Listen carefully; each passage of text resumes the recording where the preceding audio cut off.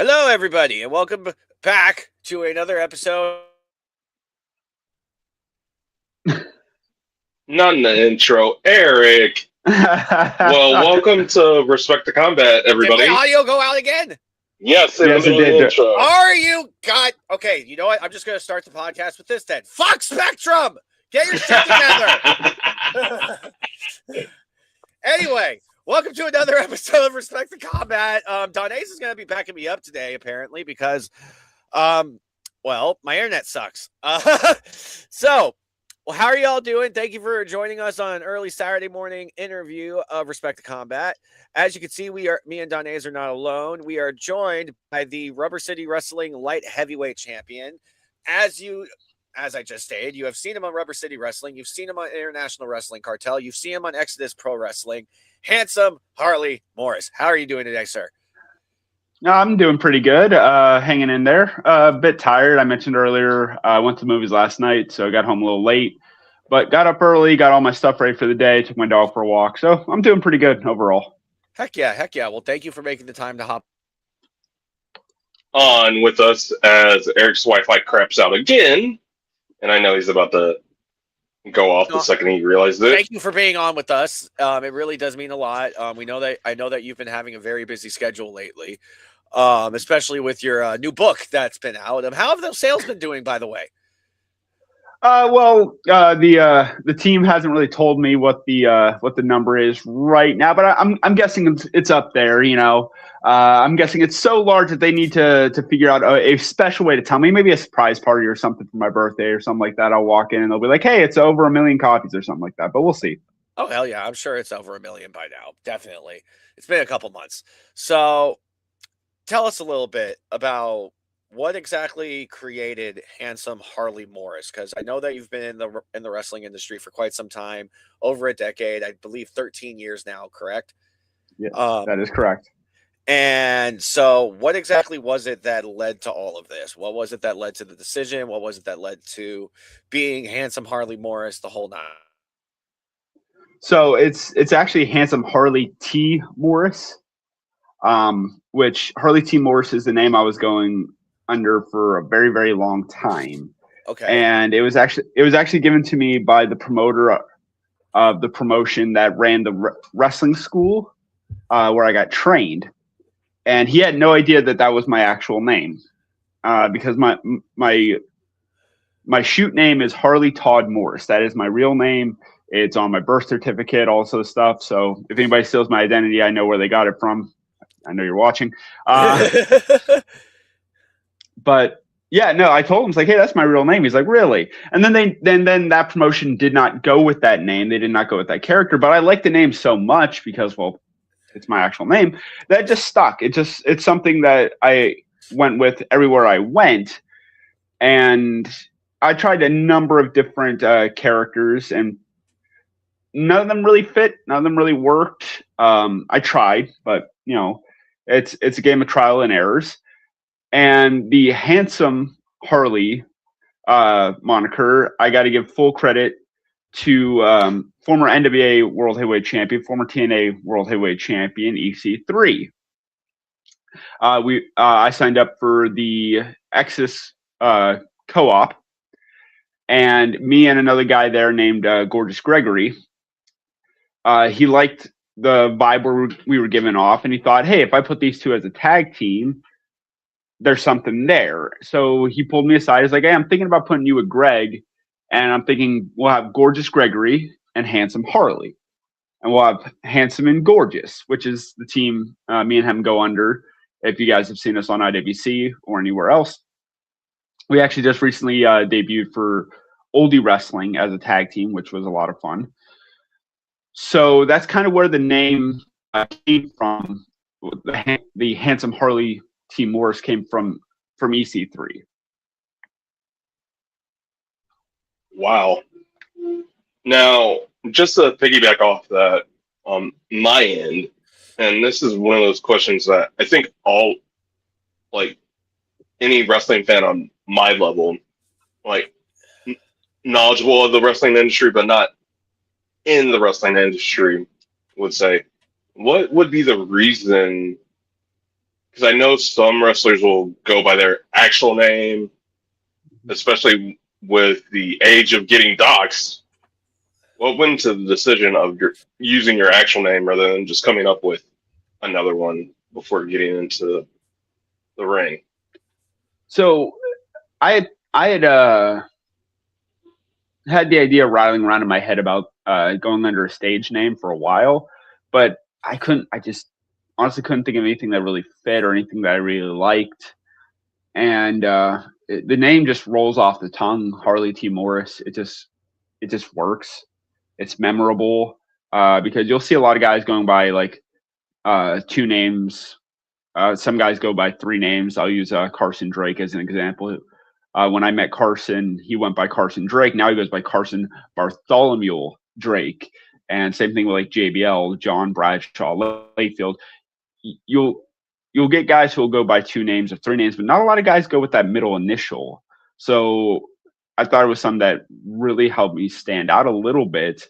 And like I said, because it is my natural name, it just rolled off the tongue. It just stuck. And now I honestly really couldn't see myself going under anything else. Granted, doesn't mean I never will, but it just worked. It's just me.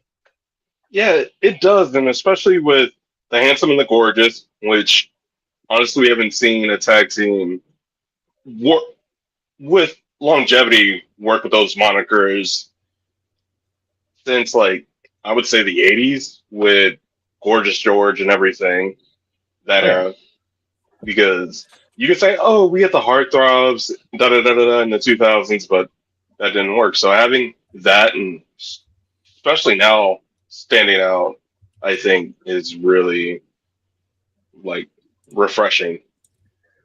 And Yeah, yes, so, I am. Go ahead. Oh, I was just gonna say, it's like I know it's not the most original character in the gimmick in the world, but at the end of the day, a wheel's a wheel. It's not about reinventing the wheel; it's about making it work for you to get to where you want to get going. So, like, is it the most original thing in the world? No, because like you said, there's been gorgeous and there's been handsome and there's been the pretty boy characters and also stuff. Pretty Deadly on WWE comes to mind Right. as one of the most recent characters to have that kind of like character. But I feel like me and Greg do it in a much different way than other people do it. So, like I said, very similar, but at the end of the day, it's not about reinventing the wheel. It's about where that wheel is taking you. Yeah, and definitely like differentiating yourself in those characters versus, oh, hey, I'm just gonna rip off, like you said, Pretty Deadly, who are still somewhat active because Kit before Danhausen was over and getting there, and then you get that Tyler Breeze, and I'm just going off of those in the last like 10 years that I know have used it. Oh yeah, in WWE programming. So it's like you have that as the base, and then you just go from there. So I'm looking forward to that. And yes, I am stalling because you and I both know. I'm back now, and hopefully my internet will not go out again. I'll say it again. Fuck Spectrum. Now, perfect timing too, Eric. I actually did kind of want to segue into a little bit, just because I've gotten to work with you since back in August, working alongside over at Exodus, and I just personally have to say your body transformation in the last few months it needs to be talked about. Like, I'm not even just trying to like kiss your ass here or anything just because you're on here. It's just like you literally did a complete 180 with your body. Like, you do not, like, your body does not look the same at all from when I first met you. And I have to say, it's part of the inspiration as to why I decided to actually start getting back into shape. Because I'm like, bro, if this guy's able to do this shit in like 6 months, then what the fuck am I able to do? And, it was motivation to me. And so I thank you for that. And I mean, what was it? Well, one, what was it that ended up making you want to start taking your diet, I guess, a bit more seriously? And then two, Are you currently working with anyone on your diet, or is this just 100% all you? Um, so the thing that made me want to take my diet serious, and this has been something that I have dealt with since I was a kid. Back in high school, I weighed about 211 pounds, and I had no muscle mass. I was heavy. I had no chest, no shoulders.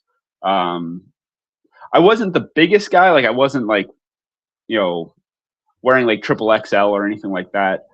But I got winded walking up steps. Like I had no cardio. I had like I was in terrible shape. Very lazy kid growing up.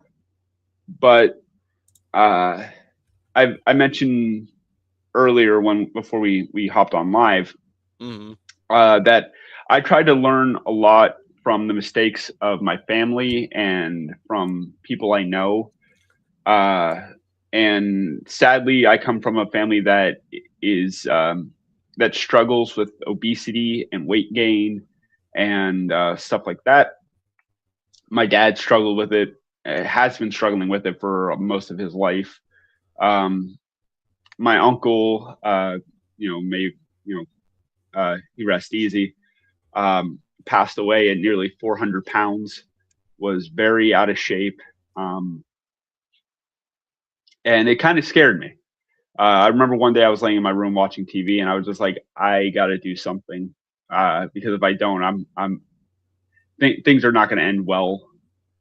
So I started jogging, and plus I wanted to be a wrestler. I wanted to get into pro wrestling, and I knew I wasn't nowhere in the shape I needed to be in to even qualify for a tryout for training or anything like that. So I started running every day, and Mm-hmm.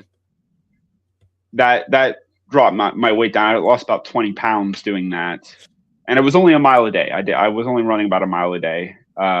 And at first, I'd like run half a mile, stop, catch my breath, run half a mile back until I could just do it nonstop. And once I got to about 190, I decided, hey, I want to lose a little bit more weight. I think I'll stop drinking. I'll stop drinking soda. And I dropped another 20 pounds. I got down to about 170 pounds, and I still had no muscle mass on me because I didn't work out. I didn't do anything like that. So, and that was about 2012. I want to say I was about 170 pounds, about 2012, 2013. People can see some photos that I've shared from then to now on how I look. Mm-hmm. And it took well over a decade of just trial and error on because I didn't know anything about like nutrition or dieting or workout routines or anything like that. I just kind of winged it, and it shows. Like if you look at any of my old photos, any of my old videos, I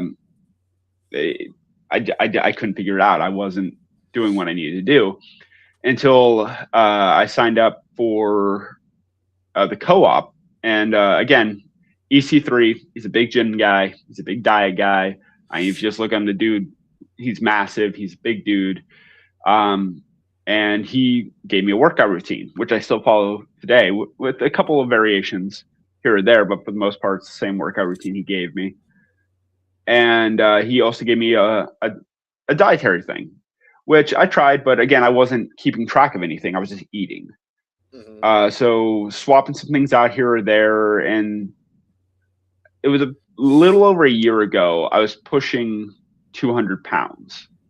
I wasn't out of shape, but I was heavy, and I absolutely hated looking at photos of me because like I had a belly, simple as that. Like I had a little bit of size on me, but I was looking more like a power lifter than I was anything else, and I didn't like the way it looked. So I decided to do a little bit of research and seeing some stuff online.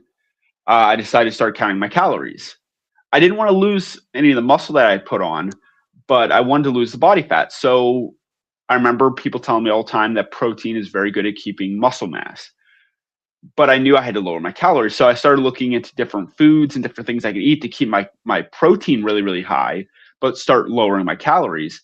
And so I started eating a lot more like Greek yogurt, a lot more cottage cheese, I looked into alternatives to bacon. Turkey bacon, by the way, is fantastic. I highly recommend it for anybody who doesn't like, who Agreed. likes bacon but doesn't like the calories. 100% Yes. But like I found fat-free cheese, which has 9. So the rule of thumb I go with, which I found out later is a universal rule of thumb for a lot of people. I didn't know that. I was just doing a lot of guesswork, and I stumbled onto something that worked. So then when I started looking up all these different information, I started seeing that I was not the first guy to discover this. I was not the first guy to advertise this. As a matter of fact, it has actually been very well known for a while that a rule of thumb that a person who is trying to put on some muscle mass but trying to lose body fat should be taking in roughly 10 grams of protein for every 100 calories they're eating. It doesn't need to be exact. So if you're like 2 grams of protein off or whatever, it doesn't need to be exact. But if you can find the stuff that's over, that's even better. So, for example, the fat-free cheese that I use on my eggs every morning has 45 calories, but has 9 grams of protein, which means it has double the amount of protein to calorie ratio that I'm looking for. So that's perfect. Same thing with Greek yogurt. Greek yogurt's only 100 calories, but you get 18 grams of protein per serving.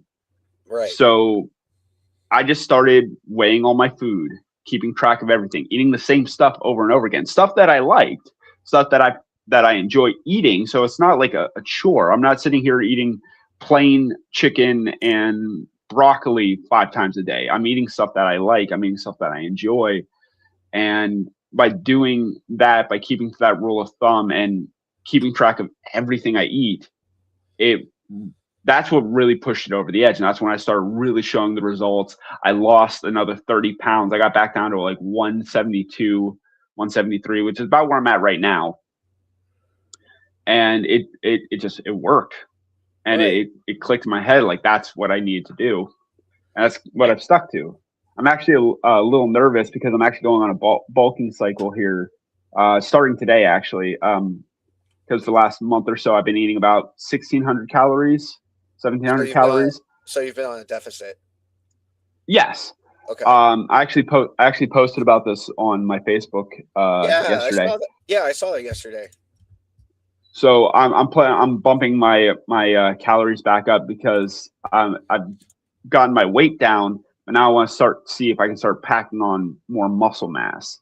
Now I'll probably have to go back on another mini cut or just a full on like plan cut sometime maybe in the next 6-7 months or something like that. But it's all about checks and balances, because when I put on some weight, put on the muscle mass, I'm going to put on a little bit of fat as well. So when I reach the end of my bulking, I'm going to go back into a little bit of a cut, try to burn off what little bit of body fat I put on. Makes sense. Yeah, no, that makes complete sense. I'm still in the bulking phase of my diet. I'm not taking in as much protein as when I first started. Like when I first started, I was taking in like 220 grams of protein, but that's also because I was a twig. No, they were more. No, they were trying. They were. I was trying to do the opposite because I was at when I first started, I weighed like 146, so I was Mhm. underweight. So they're like, oh boy, Yeah. they're like you could see my ribs, like. And when I showed it to them, they're like, oh no. They're like, we need to pack on some weight to you.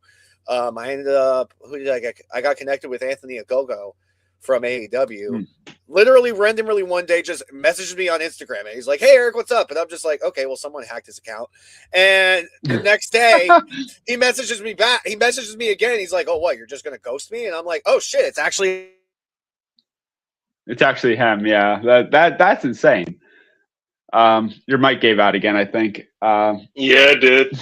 But he was telling me about this, and Oh, there you are. of just the chance encounter of it, and I'm like, okay. Yeah, and we just started, me and him started spitballing, started to talk, and he's like, do you have any health goals? Like, is there anything that you would like to improve?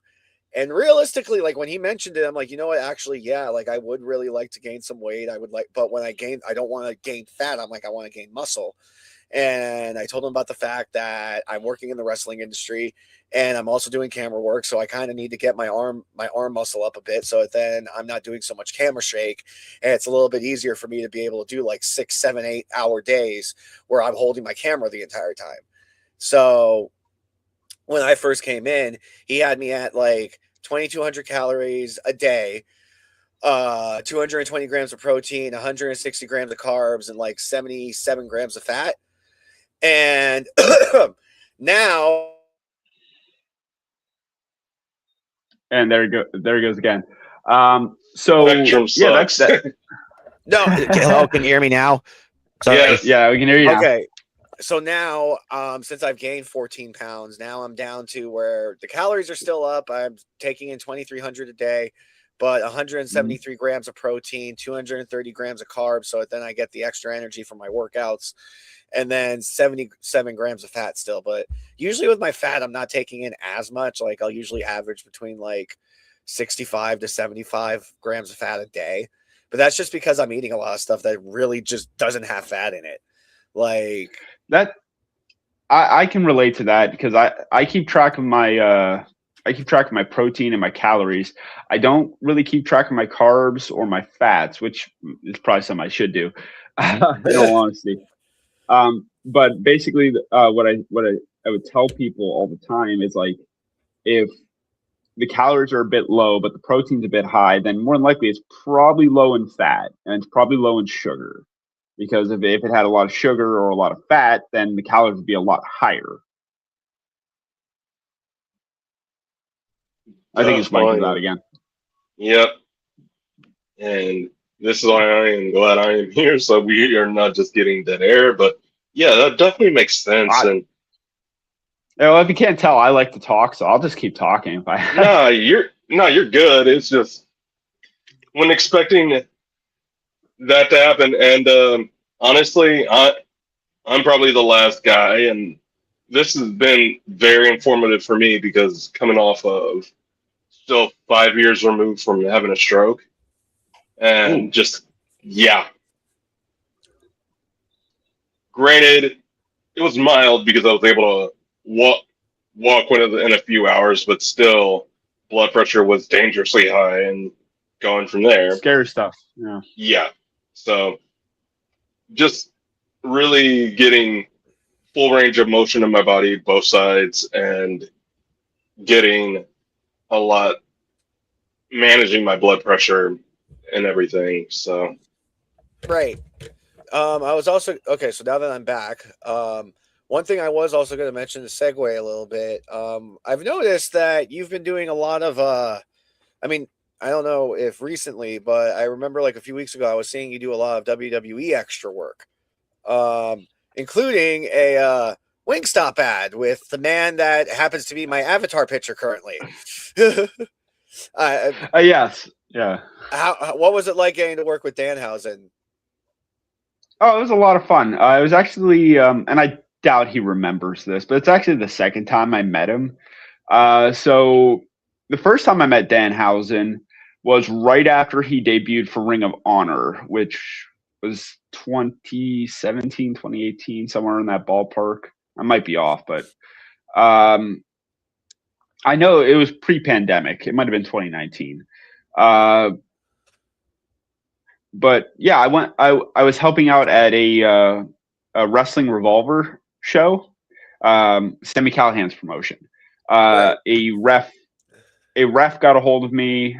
I don't even think he was a ref on the show. I think he just knew somebody and told them that he could get a couple hands to help out with the show. And he asked if I was interested, and so I came down and we helped out, and it was a good show. And I got to meet him then. And I got to tell him, hey, congratulations on the Ring of Honor debut. And he was like, oh, thanks, man.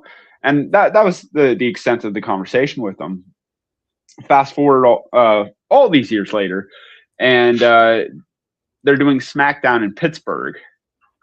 And I do believe it was SmackDown. Yeah, it was SmackDown.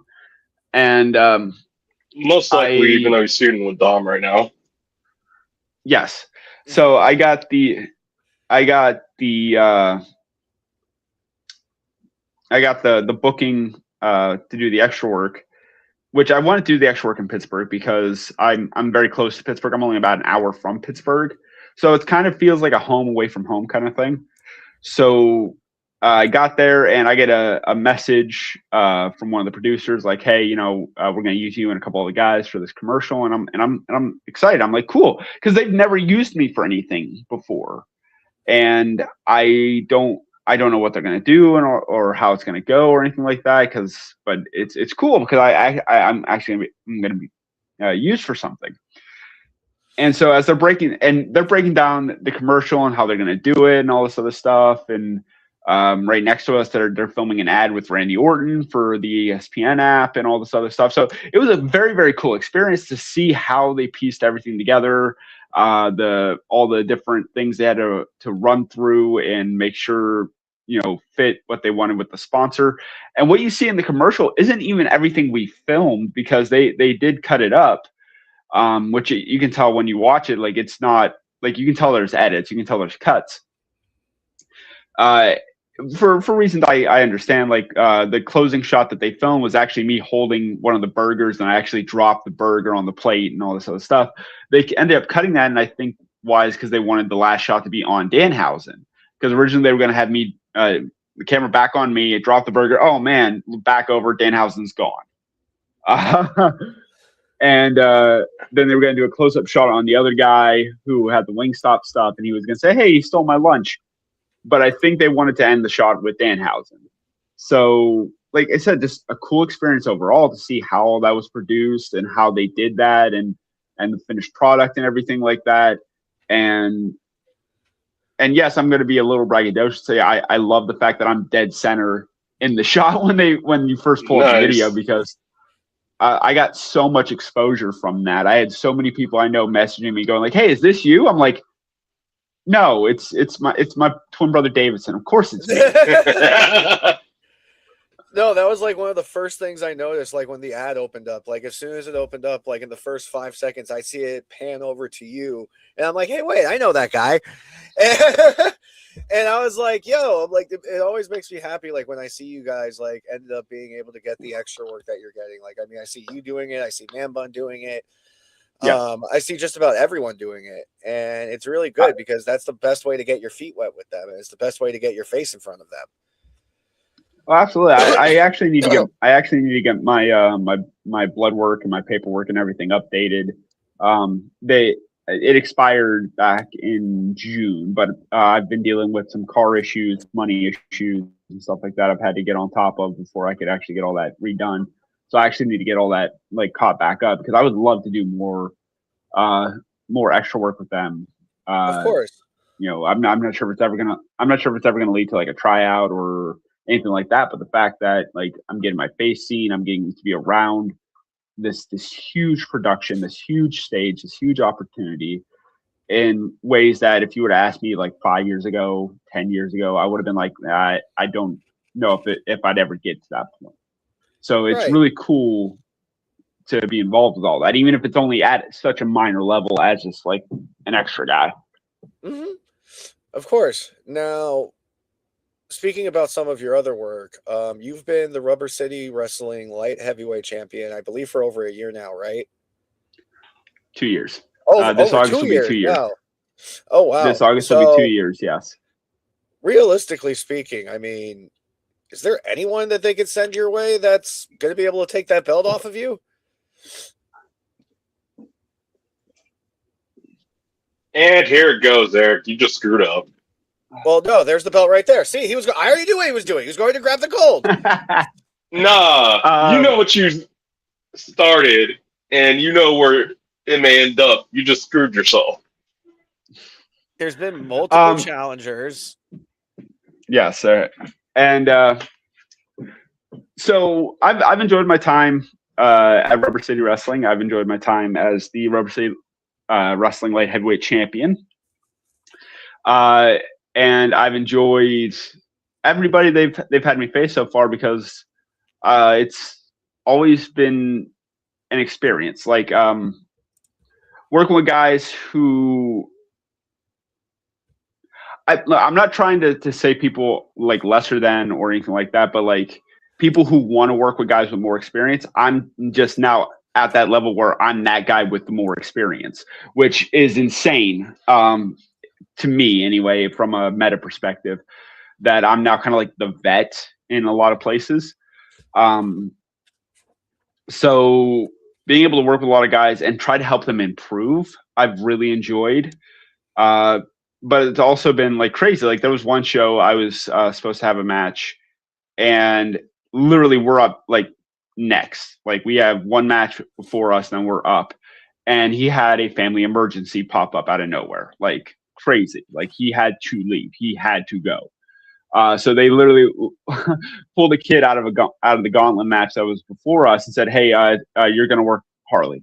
And I'm like, "Okay, cool, let's go over this stuff." And the dude has this look of panic on his face, like, "Oh, I'm not ready for this," because like he was expecting to be in this gauntlet match and do a different thing entirely. Right. And I was like, "Dude, it'll be fine. Just listen. Everything will be good. Don't worry." And then we went out there. We had a good little match. Right. I've also got to work with guys like Cowboy. So like cool dude. I got to meet him at the co-op, and honestly, he's probably was one of my favorite guys to defend the title against. So yeah, like I said, just a lot of cool experiences so far. I haven't been able to be at Rubber City in a minute due to my scheduling and all that stuff going on. But hopefully I'll be able to get back there soon. I know I'm not going to be able to on their next show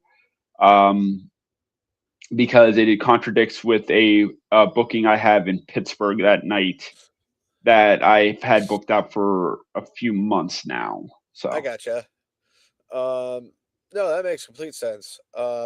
So speaking of which, seeing that we just saw you introduce a somewhat new character arc at Mass Exodus back in May. Yep. So what led to this decision? What ended up making you decide, like, you know what, we're just gonna go full fledged on this. We're gonna go full Fabio on this. Like, what led to that decision? Again, I've got to give credit to EC3. Okay. So back in October, they had like a costume battle royal or like Rumble style match, and everybody's coming out in costumes, and they had a great thing with Cristiano as Luigi. That when you go back and watch it, like it's mind blowing how well that worked. Right. Well, they really liked the Fabio look that I did for that show for that and so they're like, there's something there. I think we could work with something on that. And after Greg stopped getting booked at Exodus, they've been trying to figure out something for me to do, some angle to take me and stuff like that, which again happens, you know. Right. Rome wasn't built in a day. Creative sometimes takes time, and you never know when inspiration is going to strike. So they saw me in the costume. They saw the way like I looked in the Fabio outfit and everything like that, and they're like, there is something there.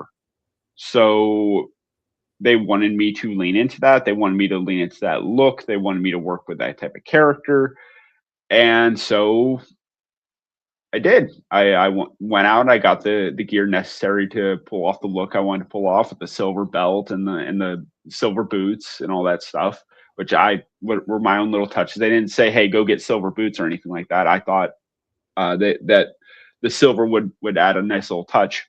Yeah. And again, EC3 was the one who thought of the book and thought the book would be a good add-on.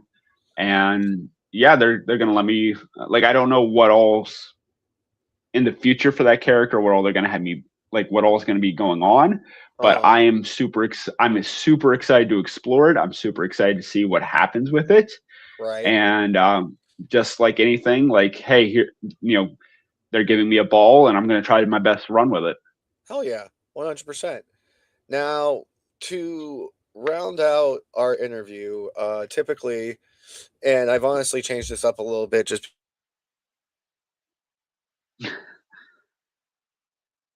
and he's out. Because he's not trying to get sued by Muscle Man Malcolm. And obvious. Well, no, hold on. No, it's because I want my own shtick. It's because of the fact that I've realized just about all wrestlers are on a diet. Just about all wrestlers are usually on a workout regime. So I've changed up the wording on this. Harley T. Morris, what is your takeaway day meal? My what? Your takeaway day, like your cheat day. My cheat day. Oh, so I used to do that. I used to be like, hey, I'm just gonna have a cheat day. I'm gonna eat whatever. I'm gonna blah. Now it's more of like a cheat meal, or if I am gonna have like a cheat day, it's usually gonna be like, okay, I'm gonna eat a lot of the same stuff I always eat, and then I'm gonna add some stuff on the end. Which kind of happened yesterday. I'll admit I wasn't very strict with my diet yesterday because so yesterday was the end of my bulking. Sorry, it was the end of my cut, and I'm going into the bulking phase now. So I ate my normal stuff, and my calories were sitting about 1,600 calories, a little under 1,600 calories. And I was going to the movies yesterday. I went to go see The Odyssey. Highly recommend it. Very good movie. I'm a big Greek mythology fan. I thought they did the source material very, very well. I liked a lot about that movie. So highly recommend it if you have 2.5 hours. Nolan has not missed recently. Anyway, I digress. Oh, yeah. But while I was there, I did end up getting a medium thing of popcorn, which isn't the most unhealthiest thing you can eat. The problem was I also put some butter on that, some salt, and a bunch of that flavor. Yeah, and a bunch of that flavoring stuff that they sell, like the seasoning, which also, by the way, if I'm reading the labels right, have 0 calories. So, so I ate that during the movie. Or so they say. You're probably paying for it now. Oh, anytime I get off my diet or anytime I have a cheat meal or whatever, I feel it the next day. So I ate that for the movie, and then when I got home, I had a pint of peanut butter ripple ice cream sitting in my fridge, and a container of that magic chocolate shell, that stuff that like when you put it in cold, it freezes. You know what I mean? Yep. So I kept telling myself that I wasn't going to eat it, that I've had that popcorn and that should be it. But then when I got home and like it was late and I'm like, hey, I'm ending my cut anyway. I'm getting on a bulking phase tomorrow. I'm starting things off tomorrow. If I don't do this, if I don't eat it now, I'll end up eating it later and then I'll feel even worse about it later. And I'd rather just eat it now and get it out of the house, get it gone. So I literally ate an entire like pint of peanut butter ripple ice cream with the entire container of chocolate shell on top. It was delicious. But here, I found out a while ago that I could actually eat an entire like pint of ice cream, not like one of those little like small like the medium size. You know what I mean? Right. Yeah. So I found out a while ago that I could actually sit down and I can actually eat an entire thing of it, which I thought I couldn't. I never thought I was be able to, but I can. It's delicious. It's either that or I like to go, which I haven't done this in a long time either. Go to Pizza Hut, get a sausage and pepperoni stuffed crust pizza, and just eat the whole thing. And just eat the whole thing in one sitting. Jesus Christ! Fuck yeah! Oh, that's my kind of guy. I just had Papa John just there too, and I'm like, oh damn. At least I try and make it myself feel better with some pineapple and banana peppers. But Jesus. Well, the thing is, like, I live by myself. I do have friends, but obviously life gets crazy. Not everybody has the free time to go out and do stuff. And plus, the fact that I do watch what I eat 90% of the time, I don't always go out to eat. I don't go to like it's not often I go to like Burger King or Wendy's. I do try to go there maybe twice a month, maybe. Because the one thing I found out and I've had a lot of people, and I know this entire podcast, entire show has been very diet and workout routine heavy and all that stuff. But it is a big part of what I do with my life because, like I said, I came from a very obese family and all that stuff. So a trick I found for anybody trying to get on a healthy diet is not being super strict. It's about being consistent. Mm-hmm. So one bad meal isn't going to ruin your diet. One bad workout's not going to ruin your workout routine. One bad like next week's my birthday. I'm planning on going to a restaurant with a couple friends. We're going to a place called Sushi Bomb. Even though I'm not a big fish guy, they do have stuff that I do like to eat. I'm probably going to overeat. I'm probably going to break my calorie count. I'm probably going to eat way too much. But then the next day, I'm right back on track. I'm right back eating what I need to eat. I'm right back eating the calories I need to eat. I'm right back on, it's not about being perfect. It's about being consistent. Yeah. And I feel like way too many people will fumble, and then instead of just picking up the ball and keep going, they'll be like, well, I screwed that up. Oh, well, I guess I'm just going to screw up everything. It's never going to work. It's never going to be blah, blah, blah. When like I said, it's not about being perfect. Right. And that took a long time. That took a long time for me to realize myself. It's also something that I've struggled with a lot because, like I said, I was heavy in high school. I don't like having, a stomach. I don't like having belly fat on me. I come from a heavy set family. So I still struggle with food. I still struggle with, am I eating enough protein? Am I eating enough normal food? Am I going overboard and weighing myself's terrible? Because if I put on a pound, my brain goes into panic mode. Like, oh, you're getting fat. You're putting on when more than likely I'm probably just holding on to a little bit of water or a little bit of salt or a little bit of whatever, or I'm weighing myself at an odd time or what have you. Like I said, right now I'm sitting at about 173, 172, 173. And I'm starting a bulking phase where I'm going to put on weight. I know I'm going to put on weight. And I'm trying to mentally prepare myself so the next time I get on a scale when I'm 176 or 177, I don't immediately go into, oh my God, I'm screwing up everything. I'm screwing up my diet. I'm screwing up blah, blah, blah. It's a balancing act. And it's one that I'm still myself trying to keep under control. So last question on my end, and I know we've been talking about it all throughout this episode. So what percentage body fat did you start at? Where are you at now? And what's your target goal body fat wise? So I have no idea where I started at. Honestly, people could look at old photos of me. They could probably tell you better than I could. Where I am at now, again, I'm not 100% sure, but a friend of mine, I think she used a online calculator or something like that. She asked me okay, well, what's your waist size? How tall are you? What's your weight, etc. And she came out to about 14%, give or take 14% body fat. And again, I don't know how accurate it was. I don't know what app she used or what online thing she used.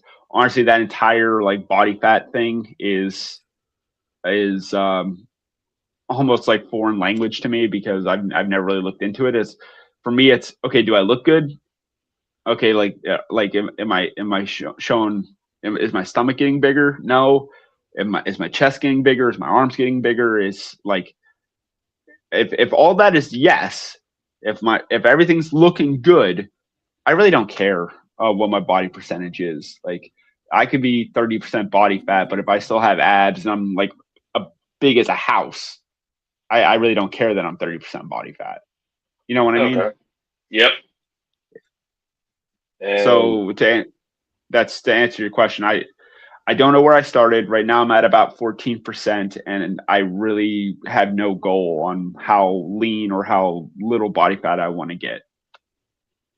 And thanks for answering that curiosity, because I was just curious since we've been talking about fitness and health goals, and I know I'm probably the last person, since Eric's been trying to get me into go-go's for her as well, to be talking about it, but it's just out of curiosity. And thanks for coming on, and really do appreciate it. Yeah, no, it's been a fun time, for real. Minus your spectrum. Yeah, fuck Spectrum. Honestly, we talked a lot more about like dieting and food and all that stuff than I was expecting. I thought this would be a little bit more wrestling perspective, but honestly, I'm fine with it because, again, I've really gotten into watching like my calories and all this other stuff. And if anybody is going to watch this, can take away like what Eric was saying earlier, if they can take one thing I've said and go, hey, maybe that's what I'm missing, and it helps them get motivated or try something different that will work, then fantastic, awesome. I always enjoy seeing people improve. Yeah, no, I mean, honestly, yes, this is typically more so of a wrestling podcast, but I've kind of been I've really just been enjoying this journey that I've been on recently with nutrition and working out, and I've just enjoyed talking about it with other people that are on the same journey. I mean, you've honestly been doing some really good work around the independent scene lately. Like I said, in regards to you doing the extra work for WWE, now you've been a regular over at IWC for the last few months, which IWC is one of the bigger promotions out in Pittsburgh. And I've been so happy working there. I've been so happy working out there. Oh, I bet. And I mean, And having to only travel an hour for that, for sure. About an hour and a half, roughly. Yeah, working with. Did my audio go out again?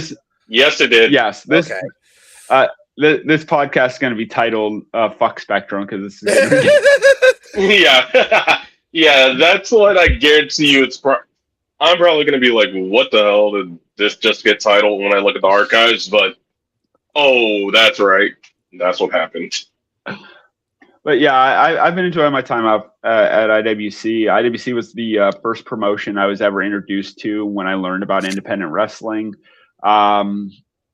It's actually where I wanted to get trained, but things happened. Didn't work out that way. I got trained in another place, and it's cool that after all these years, it's able to come back around. And if you've seen me, and I've watched some of my matches back there, I've watched me in the ring there. I don't look out of place. I look like I fit right in. Like I don't. And for me to reach that point, again, in a meta way, is just cool as hell. I've been very happy with the opportunities that have been given me there. I'm hoping to get more as time goes on with them.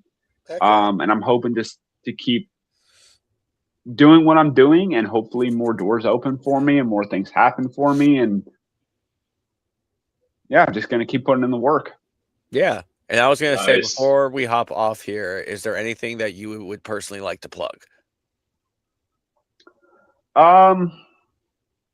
Well, my Instagram, at Harley T. Morris. I could use a few more followers. My X account or Twitter account, I still call it Twitter. My followers there, again, pretty low. Like I'm not like, I don't have like thousands and thousands of people follow me. I only have a couple hundred.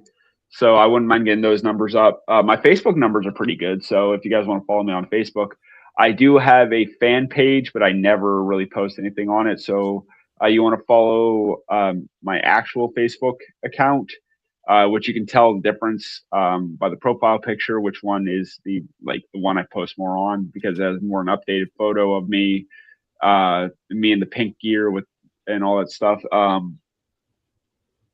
So again, all of it's at Harley T. Morris. I was lucky enough to get that handle, and I've been able to get that handle on pretty much every social media that I've been able to get access to, including Threads. I'm also on Threads. I do have a YouTube channel that I like to, when I have the time, I like to play video games and live stream on. It's at Harley Morris 93, I do believe. Okay. Or just look up Harley Morris. And I've played a number of video games on there. I've played some Batman games, Red Dead Redemption 2, which I'm kind of getting the itch to play again, honestly. I currently playing through the Insomniac Spider-Man game, and Spider-Man 1 or Spider-Man 2? Spider-Man 1, because I was able to get a bundle deal on the Miles Morales game, and it came with Nice. a updated. It came with an updated copy of the first Spider-Man game, and I was like, I've been wanting to get Spider-Man 2, so I decided, well, I'll do a refresh on Spider-Man 1. And for some reason, I decided, like, hey, when I play these games, I should probably try to do everything.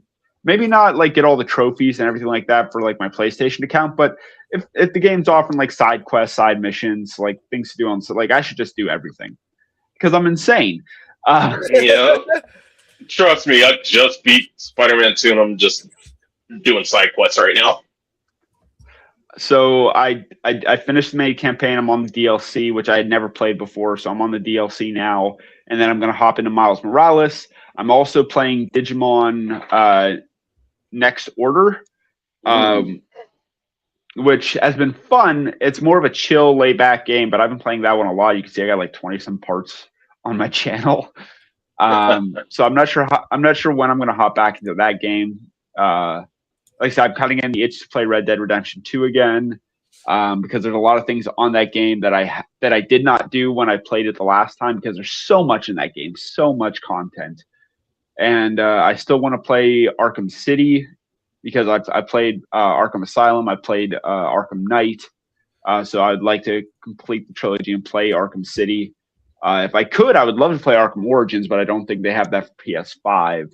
And I just stream off my PlayStation. I don't have a streaming setup or anything like that. Okay. If I did, I'd have a lot more games I could stream because I have like GameCube games and PlayStation games and old PS3 games and stuff like that I would stream as well. But I'm kind of limited by funds, money, and stuff like that to just what I'm streaming off of, which, like I said, is my PlayStation 5. Are you one of the billion that already put in the pre-order for it? For GTA? GTA, yes. No, I don't do the pre-order stuff. I feel like pre-orders, if you have the money and you're willing to drop it on something like that, cool, it's whatever. I'm not going to shame anybody for being able to do that. But for me, it's more of, I'll wait till it comes out. I'll wait to see what the reviews are for it. And I'm excited for it, don't get me wrong. And I'll probably end up playing it. But I'm not one of those guys to just like, I'll buy some sight unseen. I'll buy something like without any reviews or anything. Like that's not me. Plus, again, Irving, get out of the comment section. You're just talking shit. Yes, I know what these games are.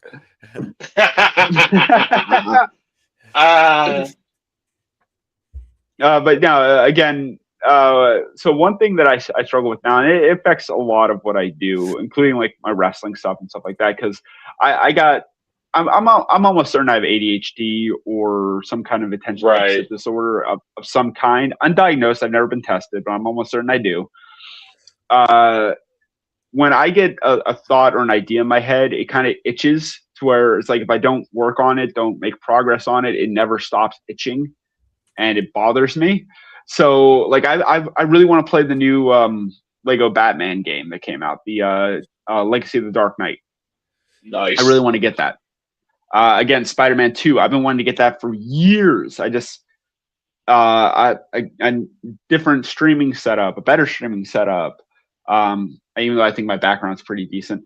There's some repairs that need done. I know Spider-Man 2 was just free on a PSN Plus. It may still be free to download on there, so you may want to check that because that's how I ended up getting it for free. Well, that's the thing is I also don't have PlayStation Plus. I get why PlayStation has it. I just feel like it's not for me. Like if I want a game, if I want discounts or whatever, I'm not gonna. Before I get off track, what I was saying about like a lot of stuff that I have going on in my life, including like house repairs, car repairs. I always have ideas for like new wrestling gear and stuff like that. The thing that always stops me and it holds me back and it causes me to where I can't make any progress on anything is money. I don't have the largest income in the world. I make enough to live. I make enough to get by. I make enough to do what I want to do and do what I need to do. But I don't have an exorbitant amount of disposable income to just drop on something that's like, hey, buy this thing for $90. Well, if I wait, 6 months to a year, it's going to be 50. Exactly. It's not that I don't want it. I just don't have the money to get it at that price or to get it right now. And then, life goes on, things come up. And then before I know it, I'm onto a different thing. I'm onto a different interest, or my money's tied up somewhere else. So I never get around to it. Like I said, I don't own Spider-Man 2. I've never bought it. I've never played it. I've been wanting to for years. But every time I think I got a little bit of extra cash where, maybe I can, get it now, that money ends up going somewhere else. Gear, another match, or who knows, gas.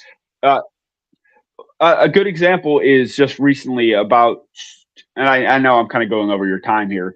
I do apologize. Thank you for letting me rant. No, it's just us talking now since it's just you and me since Spectrum's. Okay, I will say this. Next episode of the show, guys, don't beat them over the head with them, but if Eric ends up with an ulafala of freaking Ethernet cables, that would be perfect for him. Just drape him with a bunch of Ethernet cables. That would be funny, but I know he would appreciate it. All things considered. So recently, this was 2 months ago, I was able to do 3 shots of extra work for WWE in Tennessee, North Carolina, and South Carolina, back to back to back. Anything that has aired yet? I'm sorry? Anything that has aired yet that you can talk about? Oh yeah. Because I wasn't involved in anything. They didn't have me doing any extra work, anything on camera. They didn't have me filming anything. They didn't have me doing it. I was there if need be. Okay. And again, no problems with that. I enjoyed my time there. I enjoyed being around the process. So it was a long trip because I'm from West Virginia. So driving to Tennessee took about 6 hours. Driving to South Carolina was another 8.5 hours. And then I had to drive to PA to do a show the next day. And then that Monday I had to be in North Carolina, which was another 7 hours. So that just makes me cringe thinking about it. Driving. That just makes me that's life. Cringe thinking about this. But it's the life we choose being a creator, whether wrestling, fitness, whatever, it's gonna get. So I got to do all those shots, which was awesome. I had about $700 in my bank account because I had some tax return money. So everything was sitting good. Everything was really, really good. About 2 days after that last shot, my car broke down, and I ended up having to take it to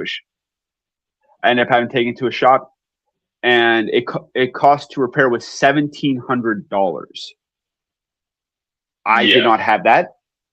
I had to borrow money from some people I know, and I got the car fixed.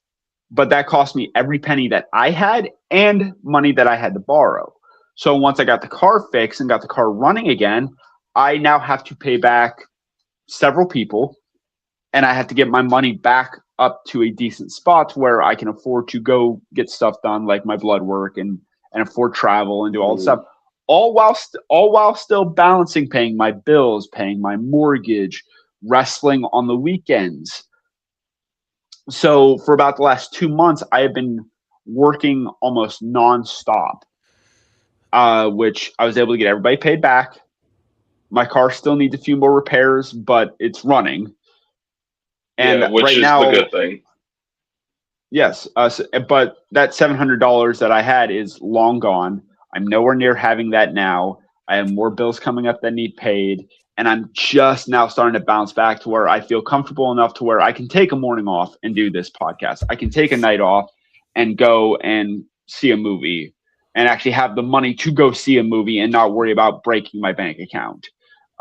So it's a struggle. Money for me has always been a struggle, not because I'm not willing to work, but because the opportunities to make more have not presented themselves to me. And I've decided, instead of working a normal regular job that will just grind me down to basically hate life, because I worked a job like that for the better part of 12 years. I hated the job, made me hate life. Just backbreaking work. I finally was able to get out of that job. I'm now doing a job that, while demanding, is more freelance. It's more on me to make money, but I can make my own schedule. I can pick my own hours. I can do my own thing. Right. But if anybody's seen my YouTube channel or stuff that I post on Facebook, it's doing DoorDash. I do DoorDash, and the thing is, it's not a guaranteed income. Some days are going to be better than others. But I'm making just as much now, if not a little bit more than I was at my last job. But the hours, like I said, are so much better, so much more flexible. The problem is, I rely on my car. So if my car breaks down again, so it's a constant, like, it's a vicious cycle, because like I'm trying to make money so I can get ahead. So if my car breaks down, I can fix it. But then when I fix it, I'm now broke. So now I have to work even harder to get my money back up in case the car breaks down again. All while trying to balance wrestling, the gym, bills, mortgage. Like it's a struggle. It really is. And I am glad, even though we did go a little over compared to what I know your schedule would allow, I'm glad we had this on here, just because I know some people, as they try and get into the industry, you don't really think about, oh, hey, what is the financial side, or what's the life like outside of the ring when you're coming up through it, versus, oh, hey, hey, Eric, welcome back. Yeah, thanks. Yeah, no, I mean, honestly, I think this has been a really fun episode. It genuinely has been. Harley, thank you for coming on. And thanks for having me. Yeah. No, Irving, I'm not going to read your comments. Stop making fun of me, you piece of shit. Sorry, that's one of our other co-hosts that is not on here right now. And whenever he's not on here, he just likes to run me rampant. All right, I'll do a quick little plug before my internet goes out again. Go to nationalwrestlingalliance.com, check out all their latest stuff. Go to NWA live events, buy some tickets for upcoming shows. NWA 78's next Saturday. Live TV tapings on August 22nd. Then also NWA Empower in Tennessee, also August 28th. August 14th, Declaration of Independence. I love that fucking name. Shout out to Anthony Green for coming up with this. And with that being said, thanks for coming through. Fuck Spectrum. Have a good day, guys. Yeah. Thanks, all right. Thanks for having me, guys. Just anytime, Harley.